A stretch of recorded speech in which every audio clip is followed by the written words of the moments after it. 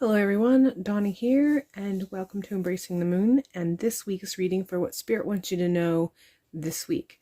Now I know I have a timestamp on the title of this video, however, if you're coming across this video at any other time that doesn't correspond to that week, we're all on this journey at different times. We all take the labyrinths and the curves and the winds in different ways. So this can still apply to you. So if you have been drawn to this video at any other time other than what's on the title date, still watch through it. Take what resonates, let Spirit speak to you as to what resonates, and leave the rest. All right, let's go ahead and begin. And the first deck that I feel called to pull from is the I Am deck. This is a powerhouse deck, one that allows us to tap into concepts of ourselves that we need to boost, we need to have confidence in, we need to focus on, we need to realize about ourselves, whatever the case may be. But this is a power deck that really deeps into that part of ourselves that sometimes we haven't highlighted as much as we should have. And this week we are starting with I Am Crown. So this is really digging into that aspect of reaching for that aspects of ourselves that is the crown chakra, the spiritual connections, remembering that we are a soul self. Ultimately, our soul self is what's eternal. Our soul self is what is forever. The physical body is a temporary place for our souls to reside so we can experience life here on earth, but it is a temporary vessel. That part of ourselves that is permanent, eternal, forever is our soul. So remembering our soul this week is what Spirit wants you to tap into, wants you to remember, wants you to highlight, wants you to engage with that soul aspect of yourself, really connecting with that spirit within in the connections and highlighting that, working with that, doing what it takes to be able to engage with the spirit self, the soul self, nurturing and healing that aspects of self that allows us to then clear the pathways and the connections with our higher selves and how that guides us, the soul self and how it guides us, or deities if you work with deities and energy sources that is beyond just the higher self. So this is what you are being called to focus on right now, tapping into that part of yourself that recognizes, engages with, connects with, and grows with that spiritual soul self that is the eternal aspect of yourself. We're moving on with the Sword of 9, and this is just letting me know there are things that have been bothering you, things that have been weighing on your mind, that are stressing you out, that is basically tapping into and making it so that you aren't maybe sleeping as well as you could be. That's also separating all of these things that you have been focusing on, that have been in your mind, has been separating your connection with your soul self. It has created a bit of a gape, a hole, a crack, a fissure, a distance, a sense of distance from your soul self. You've been too much in the mind and not enough in the soul aspect, too much within the mental and how the mind has a dialogue or specific narrative of things that are happening or transpiring at this time. And that narrative has become so strong that it is the only story that you are connecting with. It is the only story that you are allowing yourself to resonate with. It is the only story that you are allowing yourself to relate with. And that is problematic because this particular story is becoming strong enough that it is dampening or lessening or decreasing the connection that you have with your spirit self. That part of yourself that is eternal and permanent, and that part of yourself that is strong, that has connections, that has knowledge, that has understanding, that aspect of ourself that can give us peace, because no matter what it is that we are facing, it knows. Our higher self knows the end goal. Our higher self knows how to move. Our higher self knows the shifts that we need to be making. Our higher self knows how to guide ourselves when we are facing these hard times. And so this is why we're going into that I Am Crown reading that we have already, that we've already connected with. You need to distance yourself a little bit from the narrative that is within your head that is creating stress and worry and robbing you of your peace. And you need to then connect with the soul aspect of yourself, your higher self, because it has words for you. It has peace that it can provide for you. It has guidance that it can provide for you. And because you are unable to connect with it at this point in time, it's not able to guide you as well as it could be right now. And so you're just being called to find a way to tone down that mental dialogue that you have been dealing with that is dampening your connection with the crown self, with your higher self. Because once you manage to dial that down a little bit and you connect with the higher self, with your crown, with the higher soul self, your spirit, your eternal aspects of yourself, you will be able to connect with guidance that allows you to work through this in a way that you can't see right now, because the narrative, the mental aspect is taking precedence. We're continuing on with the stone of two of stones. This is the same as the Two of Pentacles. This is really coming in strong with an understanding of balance. And I feel like this is, again, letting you know that connection of the higher self, as well as the connection with how you perceive the situation that is in front of you. And it all does come down to balance. It's not telling you to dismiss the issue at hand. It's not telling you to dismiss the crises if there's a crisis.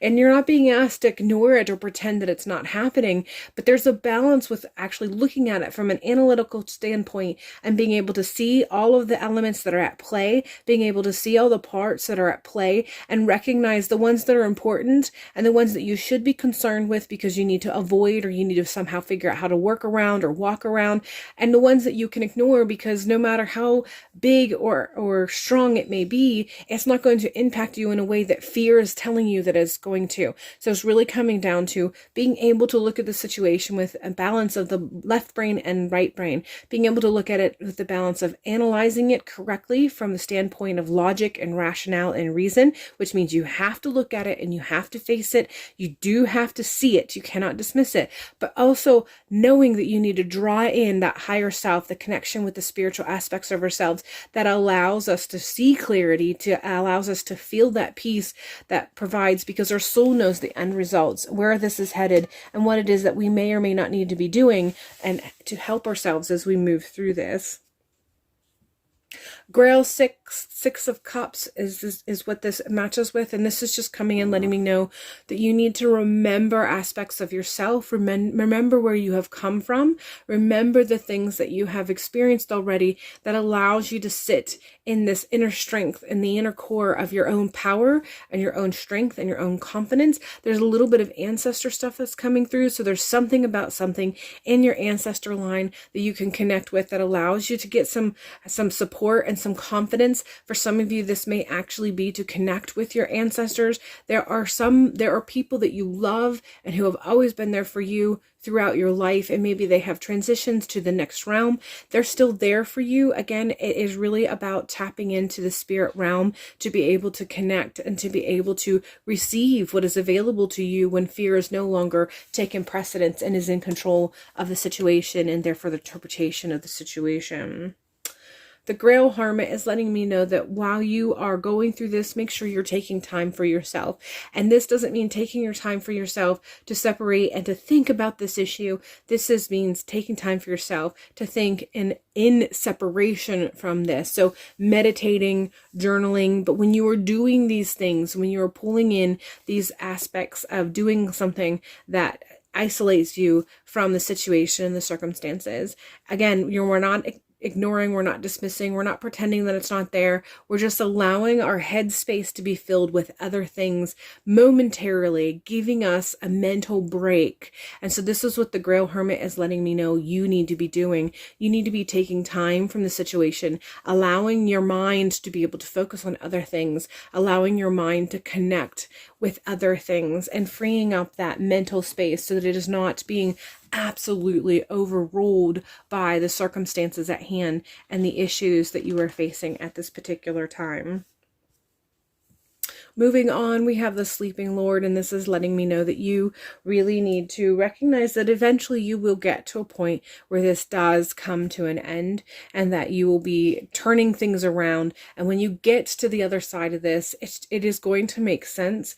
It is going to help you see things from a perspective that you might be missing right now, because more of the details are going to come into play. This feels like this is going to be, in the next couple weeks, things are really going to start to turn around. It might not end, but the end having an understanding of where this is headed and having better clarity, that is going to be coming in the next couple weeks. It's just letting you know that you just need to really heal that fear that you've been dealing with that's kind of taking over right now, and connecting with that aspect of yourself that knows how things are going to go, the aspect of yourself that provides peace. And again, when we tap into that Grail Hermit card and how that message came through about really knowing how to connect and meditate and sort of disconnect momentarily from the situation at hand, so that you have that mental peace and that you're connecting with the soul self and the peace that the soul self provides for you. This is really what's coming in. So the Sleeping Lord is